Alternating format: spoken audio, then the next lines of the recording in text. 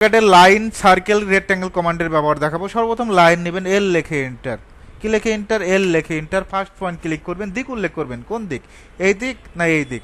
লাইনটা অনেক সময় অ্যাঙ্গেল থাকতে পারে, এরকম অ্যাঙ্গেল থাকতে পারে। লাইনটা স্ট্রেট করার জন্য F8 দিবেন। 5 ফিট লাইন নেব, 5 ফিট এন্টার।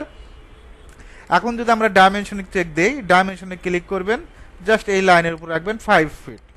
আপনি নির্দিষ্ট মেজারমেন্টের লাইন নেওয়ার জন্য আপনি লাইন কমান্ডটা ব্যবহার করতে পারেন।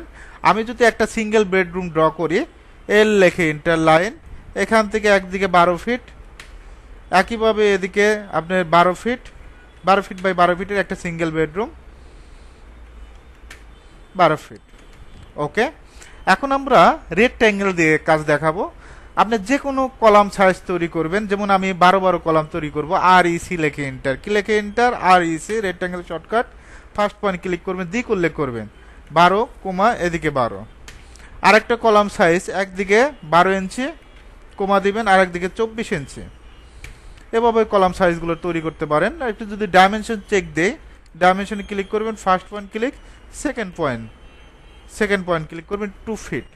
এখন এই 2 ফিটকে যদি আমরা এনসি করতে চাই, সেটা কিভাবে করবে? ইডি লেখে enter, edit, first point click, এখানে জাস্ট ক্লিক করবেন, এখান থেকে কন্ট্রোল এতে সিলেক্ট, এখান থেকে আমরা 24 দেব, জাস্ট ক্লিক করব, 24 ইঞ্চি।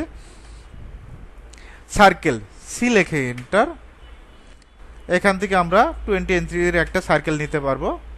আবার যদি 10 ইঞ্চি সার্কেল নেই, সি লেখে এন্টার, এখান থেকে 10 ইঞ্চি নির্দিষ্ট মেজারমেন্টেও আপনি সার্কেল নিতে পারবেন। এই সার্কেলকে আপনি আবার ডিভাইডেড করতে পারবেন। ডিআইবি লেখে এন্টার। কি লেখে এন্টার? ডিআইবি লেখে এন্টার, এখানে ক্লিক, 6 লেখে এন্টার। এখন পয়েন্টগুলো কিভাবে শো করাবেন? পি টাইপ, কি টাইপ? P type.